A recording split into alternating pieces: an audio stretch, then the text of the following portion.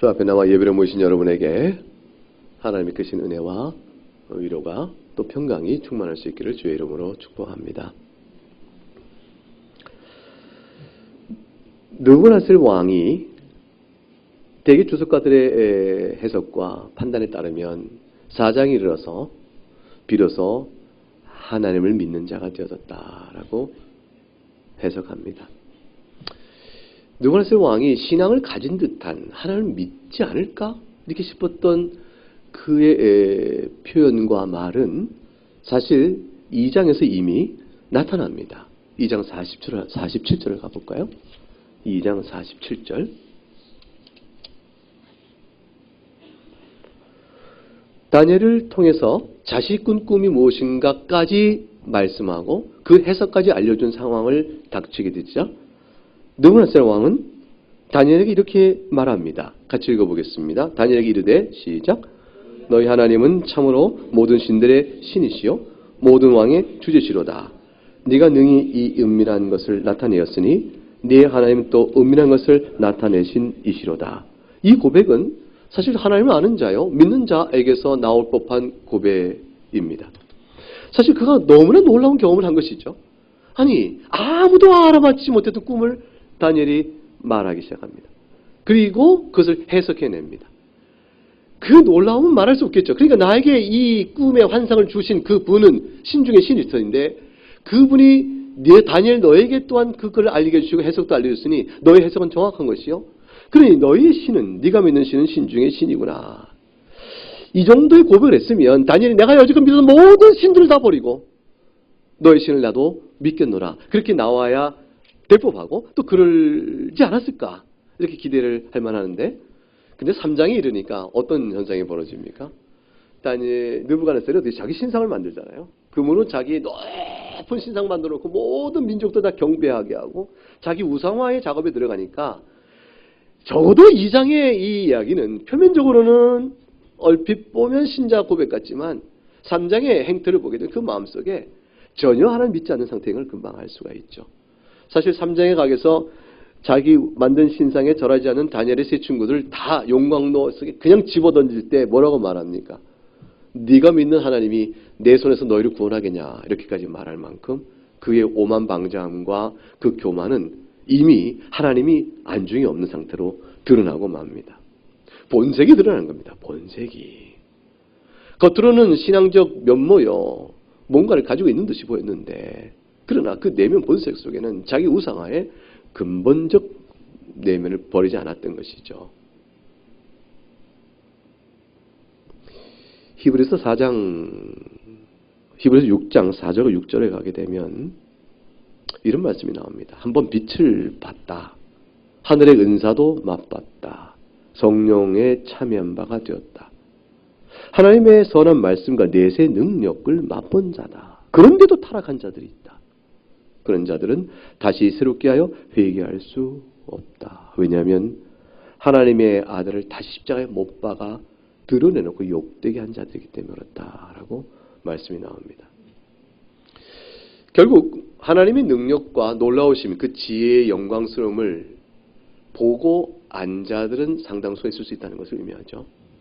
그것이 교회 중에 들어와서 경험할 수 있고 또 구약 같은 경우는 다니엘을 통해서 이미 경험한 겁니다. 느부갓네살은 적어도 2장에서 꿈의 놀라운 환상의 계시를 풀어낸 꿈 자체를 또 드러낸 다니엘을 통해서 너무 놀라서 네가 믿는 신이 신중의 신이라 이렇게 고백하지 않을 수 없었던 것은 그가 분명히 히브리서 6장에 말한 대로 한번 영광의 빛이요 하나님의 거룩의 빛이요 하나님의 지혜의 빛이 무엇인가를 맛본 자예요. 그 성령 안에서 이루어진 일의 놀라움을 맛보고 아는 자로 그 무리 가운데 함께 있었던 자가 되어진 겁니다. 그러나 그는 실제로 내면에서 하나님을 진실을 믿는 자가 되지 못했으니 그가 이내 다시 타락해버려서 차라리 몰랐더라면 그리스도의 영광스러움과 그의 선한 말씀을 듣고 기뻐했던 그것이 처음이라면 구원의 여지도 있을 터인데 주 예수께 이 땅에 계시는 동안에 따라다니며 그 말씀을 듣고 신비롭도다. 누가 이 자가 누구에게 이와 같은 말씀을 우리에게 주는 거라고 말하며 무리지어 주를 따라다녔으나 다 주를 멀리했던 자들처럼 다시 타락한 자는 하나님의 말씀과 복음을 듣기를 외면하니 구원의 길이 없는 것이죠. 일시적 신앙이뇨 잠시 겉으로는 신앙이 있는 듯 하였으나 사실은 그렇지 못한 자들이 있을 수 있는 여러 상황들의 모습을 사실 느부갓네살의 모습에서 이 장에서 우리가 본 것입니다. 그는 그의 부패하고 타락한 모습을 그들 증거하면서 4장의 대목까지 온 것입니다. 근데 하나님께서 4장에서 방금 읽었던 내용을 통해서 다시 한번 느부갓네살에게 꿈 속에서 환상을 주심으로 인해서 그를 변화시키십니다. 바꿔내십니다. 하나님의 도움으로 눈으로 보고 깨닫는 은총. 사실 용광로에서 다니엘 세 친구가 나올 때도 하늘이 보내신 천사 사자가 그를 보호하고 있으니 그들을 보낸 거 보고 너희 같은 신이 어디 있겠냐고 감동을 받았거든요. 그렇게 경험하게 하시면서 하나님은 느부갓네살을 향한 오랜 참으심 그리고 그로 하여금 신앙을 고백하게끔 하시는 손길 그것을 거두지 아니하시고 지금까지 온 겁니다. 그 4장 1절에 보게 되면 오늘 본문 속에서 시작은 4장의 기록은 그가 꾼 꿈의 기록부터 오지 않고 이 모든 경험을 통해서 그가 어떻게 바뀌었는가부터 기록됩니다. 이게 그만큼 중요하다는 얘기죠. 그 4장은 느부갓네살이 천하의 조서를 내렸던 명령을 내렸던 변화된 느부갓네살의 모습을 기록하고 또 4장 맨 마지막에 다시 그의 찬양을 기록합니다. 그 가운데에 어떻게 그렇게 변했는지를 사건을 개요해요. 이 4장은 느부갓네살을 향한 하나님의 손길로 인해서 그가 얼마나 다른 사람이 됐는가를 보여주고 있는 것이에요. 그래서 4장 1절에 보게 되면 이렇게 말합니다. 천하의 조서를 내려서 모든 자기 휘하에 있는 백성들과 나라와 각 언을 말하는 자에게 이렇게 말합니다. 너에게는 큰 평강이 있을지어다. 지극히 높으신 하나님이 내게 행하신 이적과 놀라운 일을 내가 너희가 모두 알기를 원하노라. 이 시간 간증하겠다는 것이죠. 하나님께서 어떤 분이시며 그가 내게 행하신 모든 일을 내가 간증하겠다 하는 말인 것과 같은 것이에요. 3절 그 내용은 이것입니다. 참으로 크도다 그의 이적이요 참으로 능하도다 그의 놀라운 일이요. 이적과 놀라운 일을 내가 경험했는데 그것을 두 가지 요약하죠. 그것은 매우 큰 것이었으며 그것은 매우 능한 것이었으니 이와 같은 일을 할 리가 할 분이 따로 없도다 그 얘기죠. 역사상에 없었던 일이요 앞으로도 없을 일이요 내가 겪은 이 크고 능한 참으로 크고 능한 일을 여러분이 알기를 원합니다. 이것을 통해서 우리가 분명히 선포될 한 가지 일은 뭐냐면 그의 나라예요. 하나님 나라죠. 자신의 나라와 뚜렷하게 대조가 되어지는 것이죠. 느부갓네살이 영원토록 있기를 원했던 자기 나라. 금신상을 통해서 모든 사람을 우상 숭배적 작업을 통하고 종교적 통일성 속에서 그의 나라가 영원하기를 바랬던 그의 소망? 아니 그 전에 꿈꿨던 다니엘서 2장에서 꿈꿨던 그 자기 나라가 비록 영광스러운 금으로 됐다 할지라도 그 후대의 왕 다른 제국에서 무너질 것임을 뚜렷이 보았지만 그걸 거슬려 역사적 섭리에 하나님의 예언적 계시에도 불구하고 그걸 거슬려 자기 왕권의 영원한 통치를 간구했던 그가 이제는 주 앞에 무릎 두고 나온 것이죠. 그의 나라는 영원할 것이요. 이 말 대조적은 내 나라는 아니라 하는 것이죠. 하나님 나라는 영원하며 그의 통치는 대대에 이르리로다. 이 표현 요 자체만 따오면 시편에서 보는 표현이에요. 하나님 나라 여호와의 나라 이스라엘을 향한 하나님의 언약은 영원토록 이끄실 것이며 그의 통치는 대대에 이르리로다. 하나님 나라를 그가 고백하고 그 앞에 나오게 됩니다. 그야말로 찬송을 그 앞에 내어놓게 되었습니다. 어떤 일을 경험한 것일까? 무엇을 보았기 때문에 그럴까? 4절에 가니까 나 느부갓네살이 내 집에 편이 있으면 내 궁에 평강할 때라고 말합니다. 이 표현은 사실은 구약 성경을 읽을 때는 하나님께서 이스라엘에 안식을 주셨을 때라는 뜻이죠. 하나님의 약속대로 가나안 땅에서 평강을 주셨을 때, 안식을 주셨을 때. 그 안식을 주셨을 때 이스라엘이 그 은혜를 기뻐하며 겸손함 주를 찬양하는 그 모습으로 나왔으면 되게 좋은데 구약을 읽어보면 하나님께서 그 안식을 주셨을 때 이스라엘은 패역하고 나태하고 거역합니다. 불순종의 죄를 더욱더 범합니다. 다윗이 밧세바를 간음할 때 그 첫 절에 다윗이 궁중에 평안히 거할 때, 안식할 때 똑같은 상황으로 들어와져요. 그때에 하나님께서 느부갓네살에게 평안과 절정기, 통치의 전성기, 모든 것을 이뤘다 싶을 때, 그때에 하나님께서 느부갓네살에게 경고의 메시지를 줍니다. 그것은 5절에 한 꿈을 준 것입니다. 꿈의 내용이 참 신기했습니다. 나무가 있었고 10절에 높이는 높이 자라고 견고해지고 그 높이가 하늘에 닿아서 끝을 보여줄 만큼 높이 자랐으며 그 모양은 땅 끝에서 보일 만큼이니까 얼마나 높아요. 여러분 여기서 저기 롯데월드 타워가 안 보이잖아요. 근데 이 나무는 땅 끝에서 보이니까 누가스의 꿈의 이 나무는 여기서도 보일 거예요. 서울에 있어도 광화문에 있어도 보일 겁니다. 저 나라 다 전 끝에 보일 거예요. 그러니까 얼마나 높냐 그 말이에요. 땅 끝에서 볼 만큼 그 높이가 보였다. 나무가 보였을 만큼 얼마나 크고 높으냐. 이거는 전 세계 다니엘이 나중에 해석한 거지만 전 세계에 이런 나라가 없다 할 만큼 땅 끝까지 통치하는 바벨론의 왕권적 권세를 상징하는 것이죠. 잎사귀는 아름답고 열매가 많아서 만민이 그의 통치 아래 먹고 살 것이고 들짐승이 그들에 있으며 공중에 나는 새는 그가 깃들이니 이 세상 육체가 가진 모든 것이니까 이 세상에 기동하여 생명이 있어 기동하는 모든 것들이 다 당신의 권세 아래 있습니다. 그 얘기죠. 근데 또 하나가 이제 문제인 거죠. 또 하나가 뭐냐면 근데 하늘에서 메신저가 나옵니다. 거룩한 자가 하늘에 내려왔는데 그가 와서 나무를 베어버립니다. 한순간에 나무가 베어버리니까 죽는 거죠.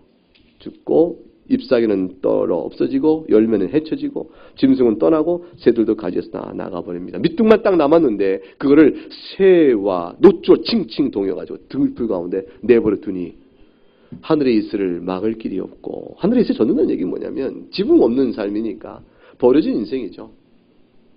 버려진 인생. 비참한 짐승 같은 인생을 사는 것이요. 근데 짐승도 이슬을 피하여 굴로 들어갈 텐데 들에 그냥 버려지는 겁니다. 그리고 짐승과 더불어 죄 몫을 얻을 것이다. 이렇게 말했습니다. 이것이 다니엘 이 느부갓네살이 꾼 꿈의 내용입니다. 다니엘이 이제 결국 해석하게 됩니다. 아무도 해석을 못했으니까 해석을 보니까 다니엘이 19절에 끙끙끙 됩니다. 왜냐하면 너무나 무서운 꿈이잖아요. 그래서 19절에 다니엘이 이렇게 말합니다. 내 주여 이 꿈은 왕을 미워하는 자에게 응하고 그 해석은 왕을 대적하는 자에게 응하기를 원하나이다. 당신의 운명에 대한 꿈입니다는 뜻이죠. 그때 그 운명의 이 꿈이 당신에게 그렇게 즐겁게 들리지 않을 수 있습니다. 라고 말합니다. 그리고 그 나무가 바로 당신이요. 그랬습니다. 그러면 나무가 베어진다는 것은 뭘 의미하느냐. 그것이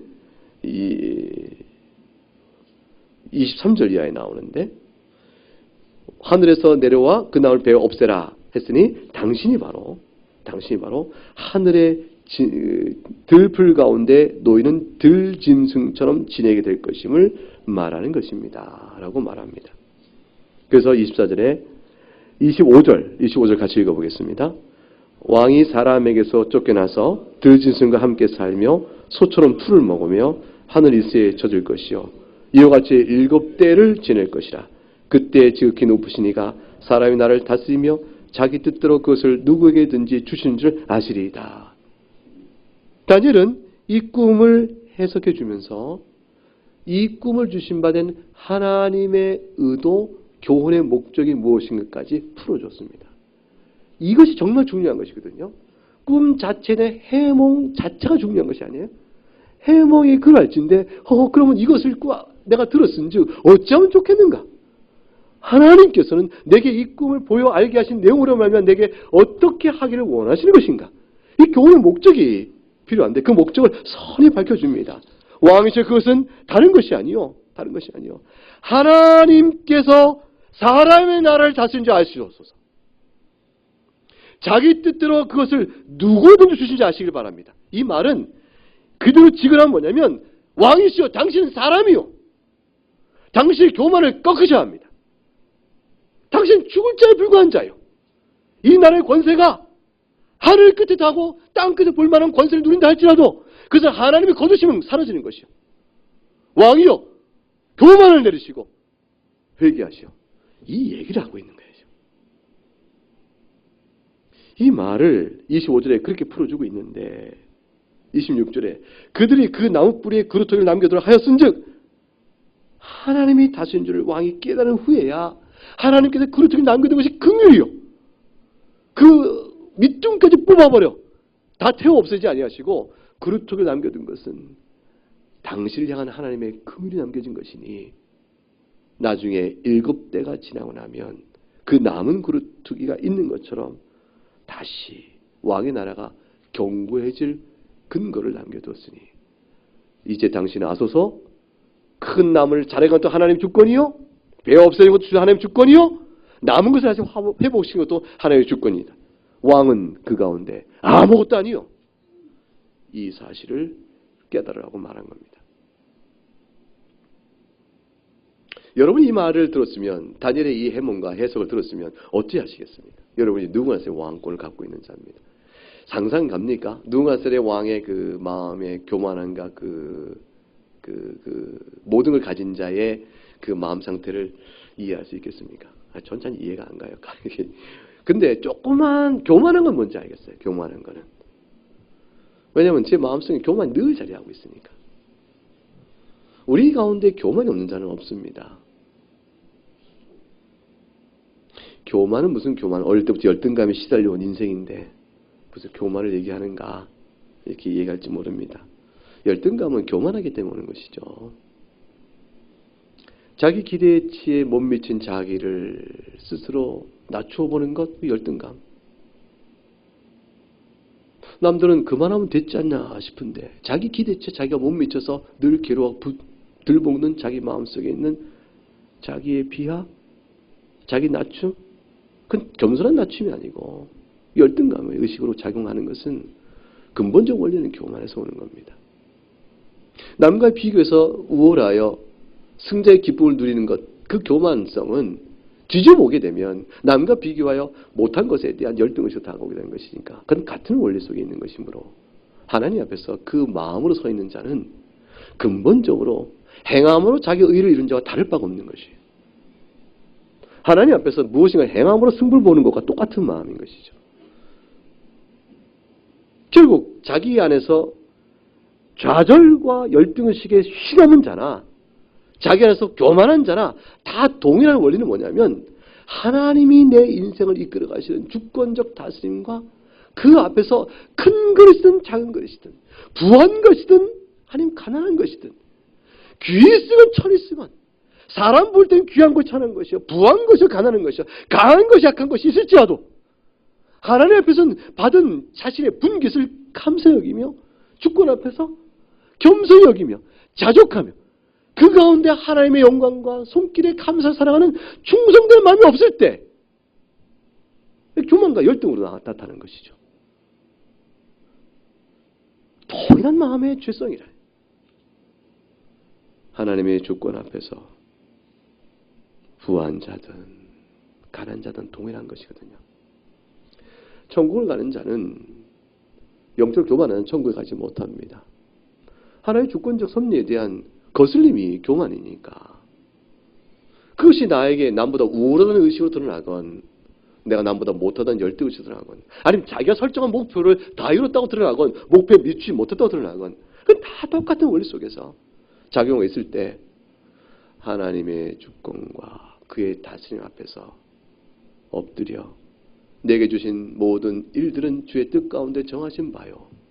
그러니 그 가운데서 어찌 살든 하나님께 감사하고 하나님 주신 말씀의 본분에 순종함으로 살아가는 일에 내 본분을 다해가며 그곳에 영적 생명과 기쁨을 누리고 자족하고 그 살아가는 마음 그걸 못 가지고 있었다면 주의 나라에 합당한 성도의 심령이 아닌 것이죠. 사도 바울은 그렇게 얘기하잖아요. 내가 부한데 처하건 가난에 처하건 오직 내가 그리스도 안에서 강한 자라.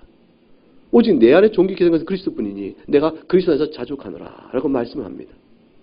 오히려 내가 약할 때 그리스도가 강해지니 오히려 그걸 기뻐하노라고 말합니다.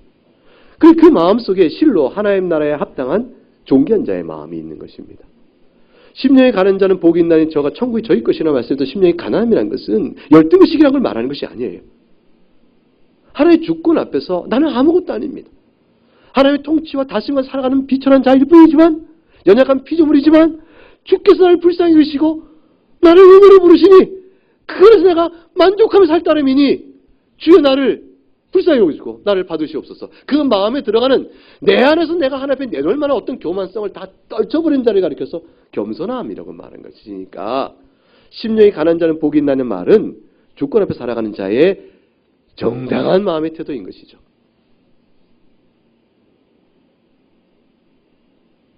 하나님 앞에서 무엇을 가져야 하나님 영화롭게 한다든가, 무엇이 있어야 하나님께 비로 충성할 수 있거나 영광을 돌린다는 생각 자체가 이게 세속주의적 생각입니다. 강해야 하나님을 높인다는 것은 매우 잘못된 생각이에요. 하나님은 우리의 강함으로 영광 받으시거나 우리의 약함으로 수치를 느끼신 분이 아니에요. 하나님은 우리가 주님 앞에서 주님을 인정할 때 그것으로 기쁨을 받으시는 분이에요.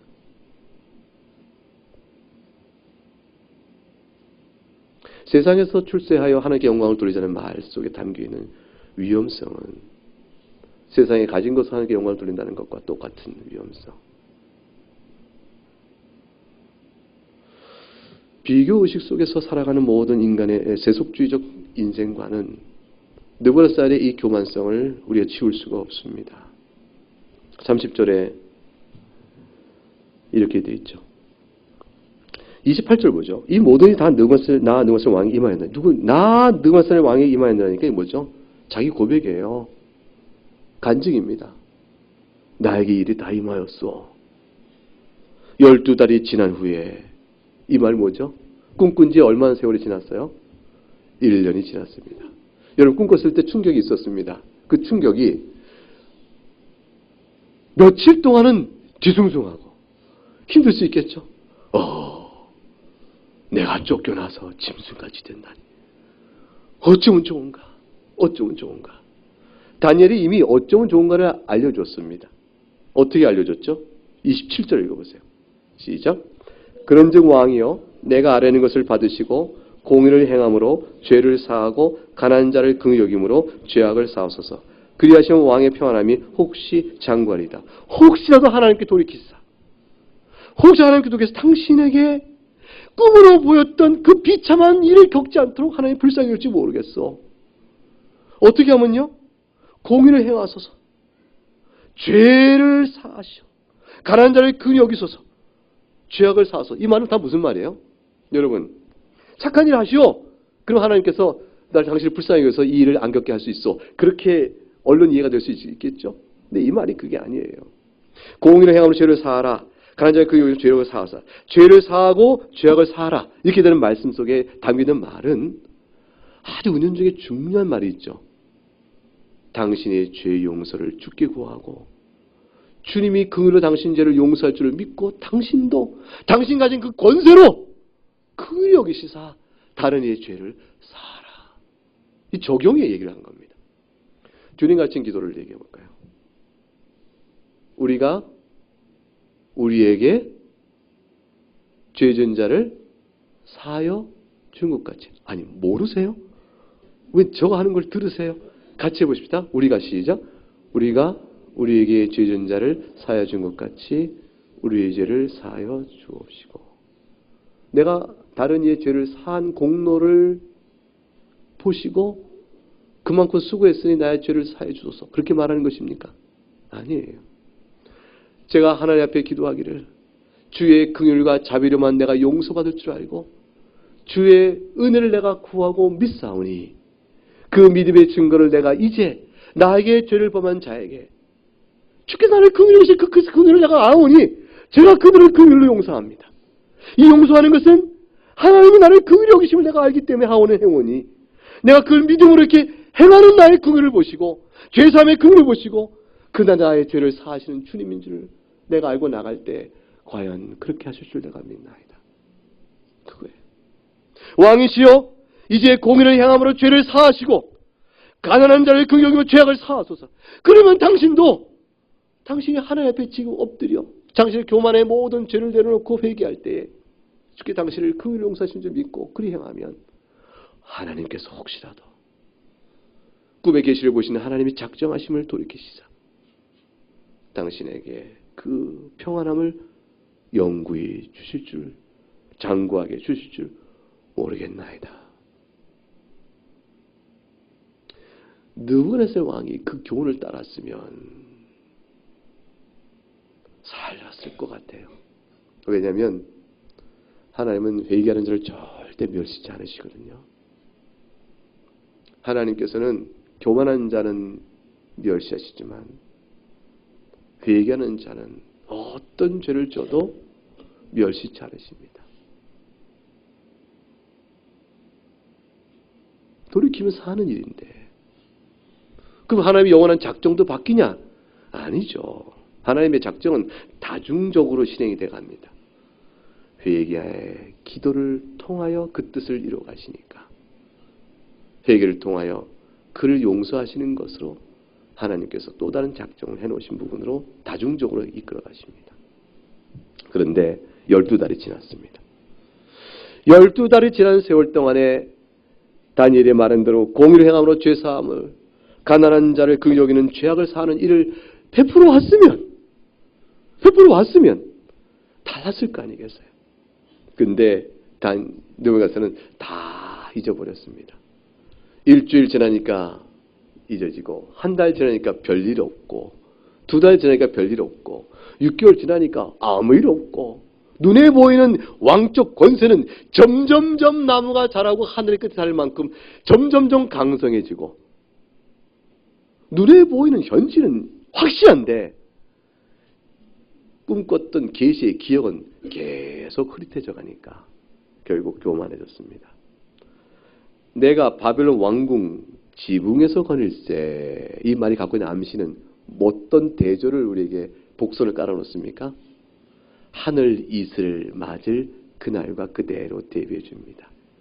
지금 왕궁의 지붕 안에서 왕궁 안에서 거스리고 있을 때 나 왕이 말하여 이르되, 나 느부갓네살 왕이 말하여 이르되, 자기 마음에 스스로 왕이라 자칭하면서, 물론 실제로 왕이었으니까, 근데 왕으로서는 자기의 정체성을 다 누리면서 이렇게 말하죠.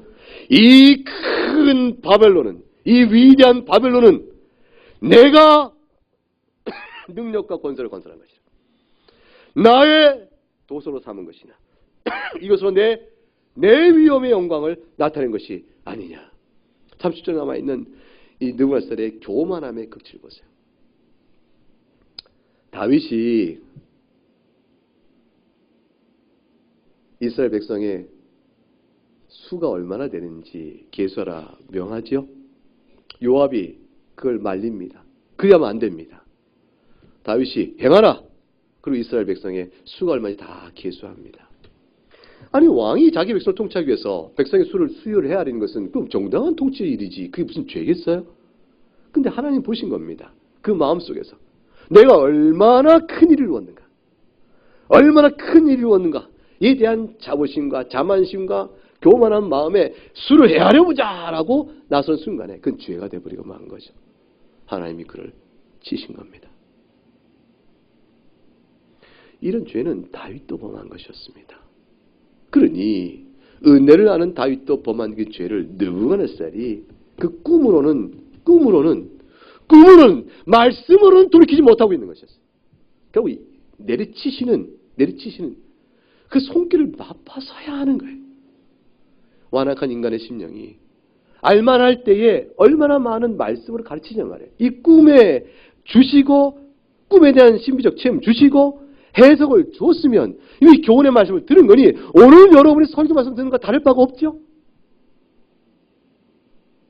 듣는 말씀이요 지식의 가르침이요 복음의 전파된 소리로 돌이켜 깨달아야 할 텐데 느부갓네살이 깨닫지 못하면 12달 지난 동안 깨닫지 못하니까 결국 교만의 극치를 여전히 유지하고 있으니까 이 말이 아직 입에서 마지막 말이 떨어지기도 전에 하늘에서 음성이 나서 이르게 돼.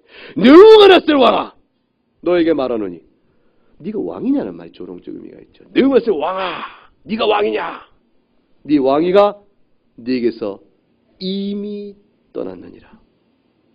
32절 네가 사람이 쫓겨나서 들짐과 함께 살면서 소처럼 풀을 먹을 것이요. 이와 같이 7대를 지나서야 지키 높으신 하나님이 사람이 나를 다스리며 자기 뜻대로 그것을 누구에게 주신지 알기까지 이르리라 말씀했습니다. 짐승이 되어버린 겁니다. 영광의 왕자가 한순간에 잃어버리고 짐승이 되어버린 겁니다. 이럴 수가 있을까요? 이거 어떤 일이 돼서 이렇게 됐을까? 실제로 역사 기록 속에, 보편 역사 기록 속에, 성경 기록 말고 보편 역사 속에 느부갓네살의 왕의 통치 기록이 있잖아요. 느부갓네살 왕이 노년에 한 7년 가까운 세월 정도 실종됩니다. 왕권적 통치에 사람 앞에 나서지 않아요.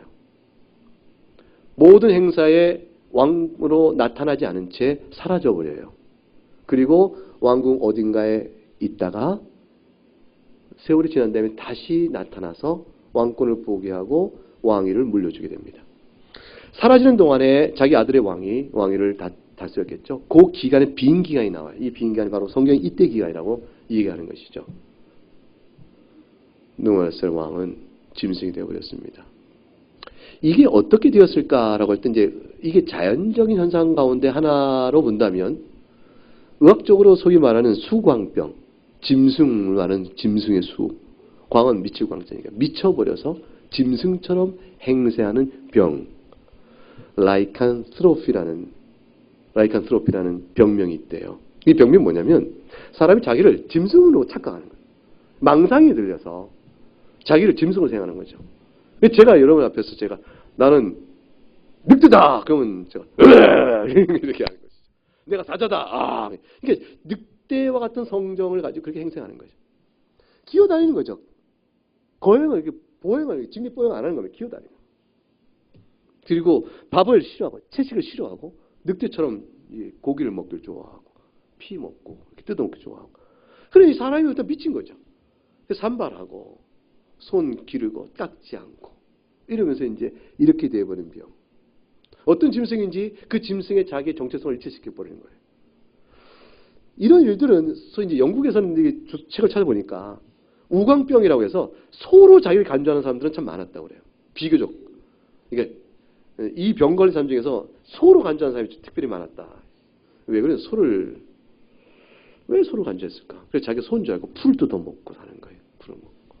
18세기에 영국의 조지 3세도 그 병에 걸려가지고 그렇게 했다고 합니다. 근데 무서운 것은 이 짐승처럼 자기 행동을 하는데 자기 자의식 속에 자기 정체성은 여전히 사람이 시작이에요. 제가 그 병에 걸려 이게 했다면 나는 김병훈 목사인데. 그걸 자기가 알고 있으면서 그러나 좋아하는 거가 행하는 습관 전부 짐승의 행동을 하는 거예요. 그런 세월을 보냅니다. 어쩌면 이것을 영적으로 보게 되면 우리 모두가 겪는 질병이기도 합니다. 우린 다 그리스도 안에서 하나님의 자녀죠. 예수 그리스도 믿음으로 죄 사함 받은 하나님의 아들이잖아요. 존귀한 신분의 정체성을 여러분 잊고 계십니까? 잊어버릴 수 없는 은혜죠. 근데 우리 사는 모습은 수광병, 우광병 걸린 자가 다를 바 없이 사는 자가 많은 거죠. 옛사람의 본성대로 벗어버리라! 옛사람을 벗어버리고 새 사람을 쫓아 살아라. 거룩의 세 발견을 우리가 배우는 공부 속에서 책에서 봤잖아요. 우리의 가장 자연스러운 모습은 뭐냐? 내가 하나님의 자녀인 이상 우리의 가장 자연스러운 모습은 거룩의 삶이었다. 근데 우리는 마치 우리가 하나님의 자녀가 아닌 짐승인 양 우리가 죄 짓는 일이 우리에게 자연스럽다고 자꾸 착각하는 거예요. 그 이미 망상병에 걸린 것 같은 거죠. 우리 하나님의 자녀는 정체성을 의식하고 있으면서도 사는 것은 짐승이에요. 짐승처럼 사는 거죠. 추악하고 더럽고 죄를 사랑하고 죄 중에 머물러 있으면서도 그렇게 살아가는 일들은 영적으로 보면 우리도 수광병이나 우광병에 걸린 자와 같을 수 있습니다. 이런 질병의 치료는 오직 다 한 가지예요. 말씀을 역사하신 성령 하나님의 도우심밖에 없습니다. 예배나와 말씀을 듣고 그 말씀으로 우리의 실상을 들여다보고 회개하고 하나님 참 감사합니다. 용서하신 은혜 가운데 와야겠죠.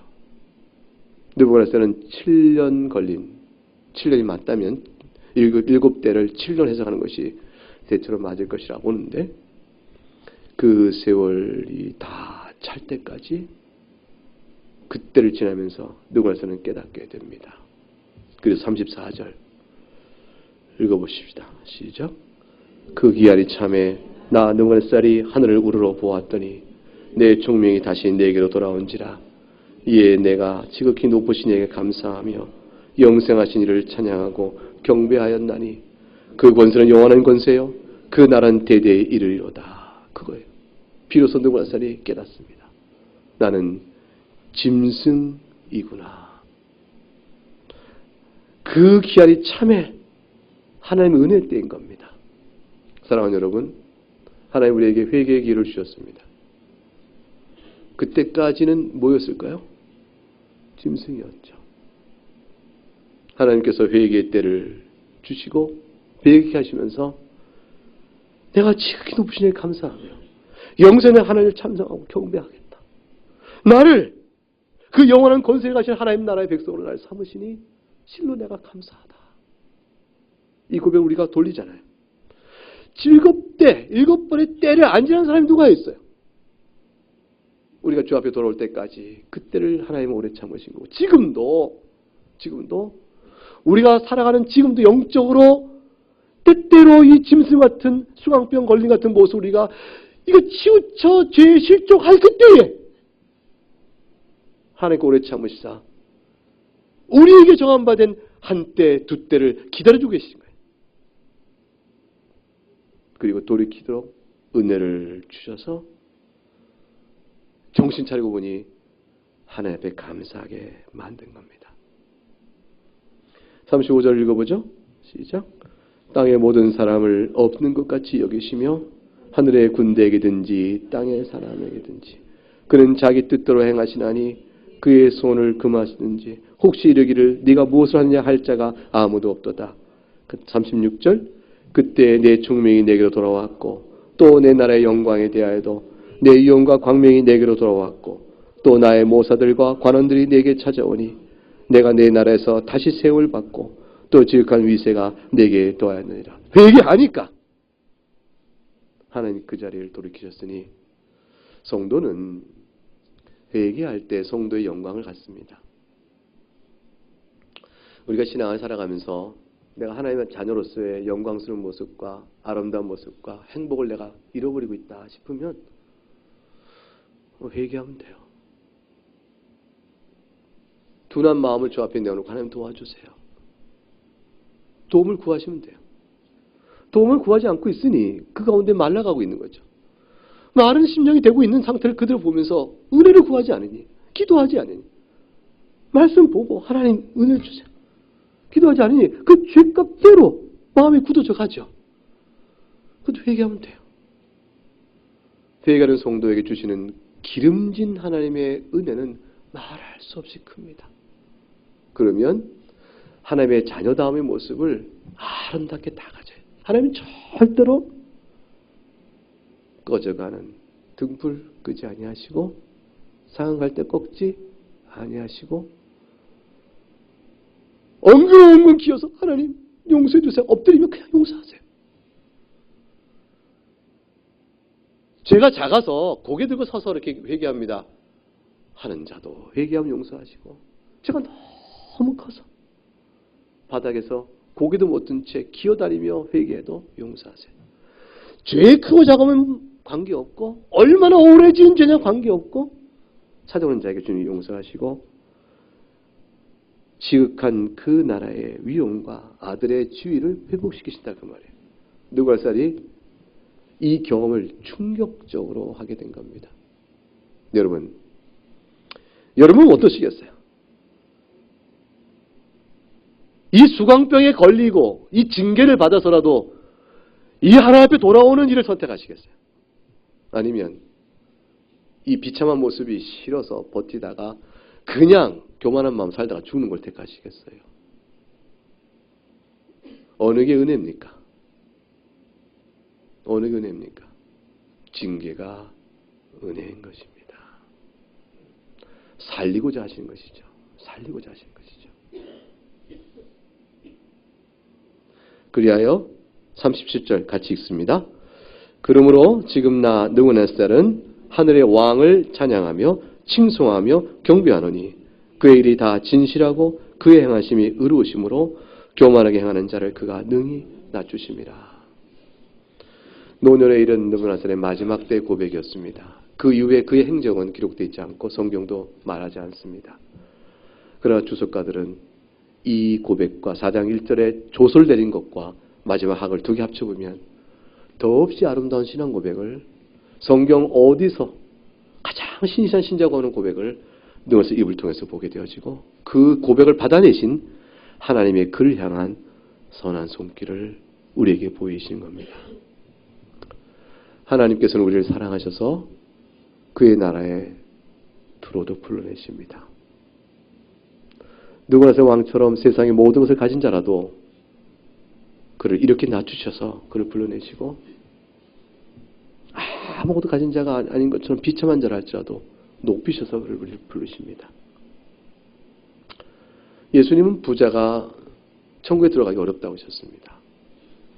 부자가 왜 부한 자나 가난한 자나 그리스도의 복음 앞에서는 차별이 없다고 말씀하셨는데 어째 부한 자는 들어가기 어렵다고 말씀하실까요? 그 마음에 쌓이는 껍질처럼 단단히 굳어지는 교만성 때문에 그렇습니다. 돈을 탐하는 것은 우상숭배라고 했습니다. 그것은 우상숭배 속의 대표적인 사단의 영역인데 마귀는 결국 교만하게 우리를 만듭니다.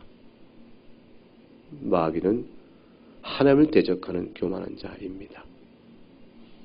그러므로 부한 것은 죄가 아니요. 부한 것은 우리에게 이 세상 사는 동안에 평안과 많은 힘도 주고 그렇지만 그러나 그 부한 것은 우리 마음속에 두통 껍질을 쌓을 너무나 큰 위험이 있으니 더욱더 주님 앞에 낮추고 은혜를 생각하지 아니하면 그 모든 것들이 우리에게는 복이 되지 않을 수가 있는 겁니다. 재물을 많이 쌓았다가 잃어버리고 나서야 주 앞에 나온 자가 얼마나 많아요. 그런 자들이 재물 많았을 때 자기의 부정한 행실들을 그때서야 깨우치고 돌아온 자가 얼마나 많은지, 권력의 정점에 있다가 잃어버리고 나서야 돌아온 자가 얼마나 많은지, 건강을 자랑하고 힘을 자랑하다가 그걸 다 잃고 나서야 돌아온 자가 얼마나 많은지, 지력을 자랑하다가 노년에 지력이 쇠할 때쯤에야 비로소 깨닫고 돌아온 자가 얼마나 많은지. 하나님의 사랑입니다. 느부갓네살이 다니엘의 해몽으로 풀어준 말을 들었을 때 돌이켰다면 주님께서는 아마도 짐승을 지내는 7년 7대의 해를 주님께서 실행하지 않으실 수도 있었을 것입니다. 이 일은 하나님께서 교회를 향해 가실 때 가진 염려였습니다. 신명기 8장을 한번 열어보세요. 신명기 8장. 구약성의 신명기 8장을 열어보면 하나님께서 모세를 통해 교회를 세우시고 광야에 교회를 세우신 다음에 1절부터 이렇게 얘기하시죠. 내가 오늘 명하는 모든 명을 너희는 지켜 행하라고 하셨어요. 그럼 너희가 살고 번성할 것이라. 염려가 있었습니다. 2년 동안 하도 염려가 돼서 일부러 너희를 낮추시려고 광야길을 걷게 하셨다. 하나님이 능력 없어 광야길을 걷게 한 게 아니라 그 말이에요. 염려가 돼서 너희가 어떤지 아는 게 너희 마음을 낮추시고 너희를 시험해서 마음이 어떤지 명령을 지키는지 아는지 알려. 하나님 몰라서 그러신 게 아니라 너희가 스스로 어떤 상태는 스스로 알아라 그 말이에요. 그래서 너희를 낮춰 줄이게 하셨어요. 그럼 만나를 먹이심으로 자 이제 알았지? 하나님의 능력으로 사는 거야? 너희 스스로 사는 것이 아니고 하나님의 다스림 안에서 사는 거란다. 하나님의 말을 믿어라. 하나님의 말씀을 사는 줄 네가 알아라. 그걸 알려주시고 하나님 일부러 광야길 걷게 하세요. 그러면서 4절에 그대 의복이 헤어졌냐? 발이 부르텄냐? 주님 말씀하시죠. 그런데 9절에 네가 먹을 것은 모자람이 없고 아무 조금 땅에 이르게 될 것이고 10절에 옥토를 너에게 주실 것이야. 그럴 때 11절 제발 하나님 잊지 말아라. 12절 먹어 배부르고 아름답고 집을 거주하게 되며 소와 양이 번성 은금이 증신 예수가 다 풍부하게 될 때 14절 시작. 내 마음이 교만하여 내 하나님 여호와를 잊어버릴까 염려하노라. 하나님이 염려입니다. 교회를 세우시고 이스라엘 교회를 향해 큰 염려입니다. 그래서 16절 만나를 광야에서 내게 먹인 거 아니냐. 17절부터 읽어볼까요? 시작. 그러나 네가 마음에 이르기를 내 능력과 내 손의 힘으로 내가 이 짐을 얻었다 말할 것이다. 느부갓네살과 똑같은 죄가 교회 안에서 이게 뭐 보이고 있는 것이죠. 이 인간이 그런 것이라 그 말이죠. 그러나 18절 하나님을 기억하라. 하나님이 주신 것이니라. 하나님이 주신 것을 알고 사는 사람은 많고 적음에 구애치 않습니다. 5달란트 주어서 장사를 열심히 해서 달성 남긴 자를 바라보면서 2달란트 받은 자가 2달란트가 적다고 불평하지 않습니다. 그도 2달란트를 충성되게 장사하여 2달란트를 남김으로 주인에게 똑같은 칭찬을 받습니다. 1달란트 줬다고 투덜하면서 결국 땅에 묻어본 자는 악하고 게으른 종으로 책망을 받는 겁니다. 주인의 뜻을 판단한 거죠. 무시한 거죠. 우리 인생이 어찌 다 똑같겠습니까? 살아가는 모양이 어찌 똑같겠습니까? 아무리 노력해도 키가 안 자라요, 저는. 전 또 180쯤 됐으면 여러분이 저를 보기 얼마나 시원시원했겠습니까? 근데 요만큼 크다가 말았습니다.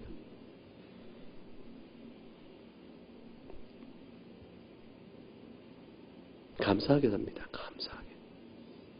얼굴을 다 거울을 비춰보세요. 똑같은 얼굴이 없죠. 예뻐서 교만합니까? 못생겨서 절망합니까? 코가 2개였으면 싶은데 하나밖에 없어 속상합니까? 하나님 주신 얼굴을 우리가 못 바꿔요. 우리의 성정과 기질과 능력, 타고난 재능 이것들은 그냥 갖고 가는 겁니다. 그러나 하나님 앞에 살아가는 인생의 순종과 진실과 성실함은 하나님이 가장 기뻐하시는 것이에요. 내가 너를 만들었으니 내가 너를 만들었고 네 인생을 다스린 줄 알고 네가 나를 존귀히 여기며 감사함으로 살아가니 내가 너를 존귀히 하겠다. 이거 신앙이에요. 이게 천국 백성 된 자의 인생 살아가는 모습인 겁니다. 누구나 쌀에게 그걸 가르치신 것이죠. 불평하지 마시고 불만하지 마시고 힘들고 아프면 기도하세요. 하나님 너무 힘들어요. 도와주세요. 제 가질 감당할 만한 힘이 없다고 주님 아시는데 이 환경은 너무 힘듭니다. 주님께 기도하세요. 그리고 살면 되는 거예요. 그걸 불평과 불만으로 삼으면 교만자가 되는 거죠. 많은 걸 가져서 하나님 앞에 기도할 줄 모르는 자나 어려우니 기도하지 않고 불평하는 자나 마찬가지가 되는 겁니다.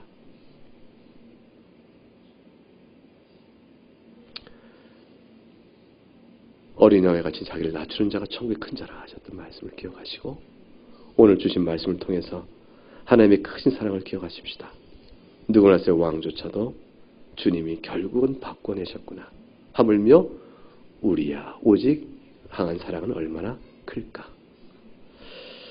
이 말씀 앞에서 여러분이 큰 복과 위로와 감사를 드릴 수 있기를 주의 이름으로 축복합니다.